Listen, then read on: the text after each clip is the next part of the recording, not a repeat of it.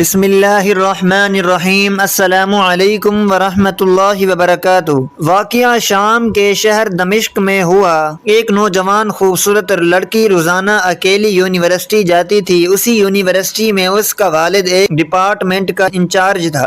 ایک دن چھٹی کے بعد فوراً اچانک بادل گرجنے لگے اور زوردار بارش ہونے لگی۔ ہر کوئی جائے پناہ کی تلاش میں دوڑ رہا تھا۔ سردی کی شدت بڑھنے لگی تھی۔ آسمان سے گرنے والے اولے لوگوں کے سروں پر برسنے لگے۔ یہ لڑکی بھی یونیورسٹی سے نکلی اور جائے پناہ کی تلاش میں دوڑنے لگی۔ اس کا جسم سردی سے کانپ رہا تھا، لیکن یہ نہیں جانتی تھی کہ اسے پناہ کہاں ملے گی۔ جب بارش تیز ہوئی تو اس نے ایک دروازہ بجایا۔ گھر میں موجود لڑکا باہر نکلا اور اسے اندر لے آیا اور بارش تھمنے تک اپنے گھر میں رہنے کی اجازت دے دی۔ دونوں کا آپس میں تعارف ہوا تو معلوم ہوا کہ لڑکا بھی اسی یونیورسٹی میں پڑھتا ہے جہاں وہ خود زیر تعلیم ہے اور اس شہر میں اکیلا رہتا ہے۔ ایک کمرہ، برآمدہ اور باتھ روم اس کا کل گھر تھا۔ نوجوان نے اس سے کمرے میں آرام کرنے کو کہا اور اس کے پاس ہیٹر رکھ دیا اور کہا کہ کمرہ جب گرم ہو جائے تو وہ ہیٹر نکال لے گا۔ تھوڑی دیر لڑکی بستر پر بیٹھی کانپتی رہی۔ اچانک اسے نیند آ گئی تو یہ بستر پر گر گئی۔ نوجوان ہیٹر لینے کمرے میں داخل ہوا تو اسے یہ بستر پر سوئی لڑکی جنت کی حوروں کی سردار لگی۔ وہ ہیٹر لیتے ہی فوراً کمرے سے باہر نکل گیا، لیکن شیطان جو کہ اسے گمراہ کرنے کے موقع کی تلاش میں تھا اسے وسوسے دینے لگا۔ اس کے ذہن میں لڑکی کی تصویر خوبصورت بنا کر دکھانے لگا۔ تھوڑی دیر میں لڑکی کی آنکھ کھل گئی۔ جب اس نے اپنے آپ کو بستر پر لیٹا ہوا پایا تو ہڑبڑا کر اٹھ گئی اور گھبراہٹ کے عالم میں بے تحاشا باہر کی طرف دوڑنے لگی۔ اس نے برآمدے میں اسی نوجوان کو بے ہوش پایا۔ وہ انتہائی گھبراہٹ کے عالم میں گھر کی طرف دوڑنے لگی اور پیچھے مڑ کر بھی نہ دیکھا، یہاں تک کہ اپنے گھر پہنچ کر باپ کی گود میں سر رکھ دیا، جو کہ پوری رات اسے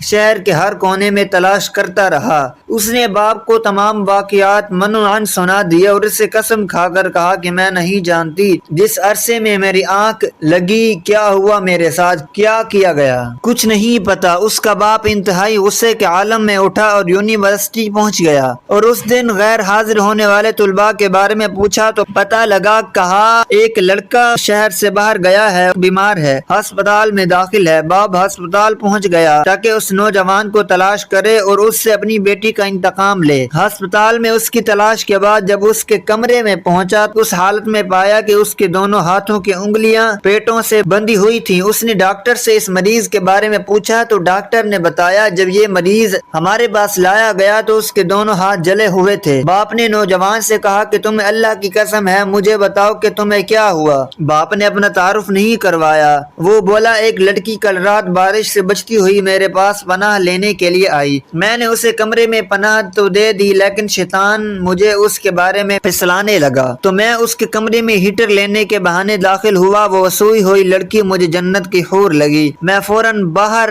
نکل آیا، لیکن شیطان مجھے مسلسل اس کے بارے میں پھسلاتا رہا اور غلط خیالات میرے ذہن میں آتے رہے۔ تو جب بھی شیطان مجھے برائی پر اکساتا تو میں اپنی انگلی آگ میں جلاتا تاکہ جہنم کی آگ اور اس کے عذاب کو یاد کروں اور اپنے نفس کو برائی سے باز رکھوں، یہاں تک کہ میری ساری انگلیاں جل گئیں اور میں بے ہوش ہو گیا۔ مجھے نہیں پتا کہ میں ہسپتال کیسے پہنچا۔ یہ باتیں سن کر باپ بہت حیران ہوا، بلند آواز سے چلایا اے لوگو گواہ رہو، میں نے اس پاک سیرت لڑکے سے اپنی بیٹی کا نکاح کر دیا ہے۔ سبحان اللہ۔ اللہ سے ڈرنے والوں کا ذکر۔ اگر اللہ سے خوف نہ ہوتا تو اس لڑکی کی عزت محفوظ نہ رہ سکتی۔ جو بھی لڑکا یا لڑکی ناجائز تعلقات قائم کرتے ہیں یا غیر شرعی دوستیاں یا محبتیں کرتے ہیں تو وہ اپنے اس برے فعل کو چھپانے کی حتی الامکان کوشش کرتے ہیں۔ وہ چاہتے ہیں کہ والدین ان کے ان کاموں سے بے خبر رہیں، حالانکہ یہ جانتے ہیں کہ اللہ ان کے ہر فعل سے باخبر ہے، پھر بھی ان کے دل میں اللہ کا خوف پیدا نہیں ہوتا۔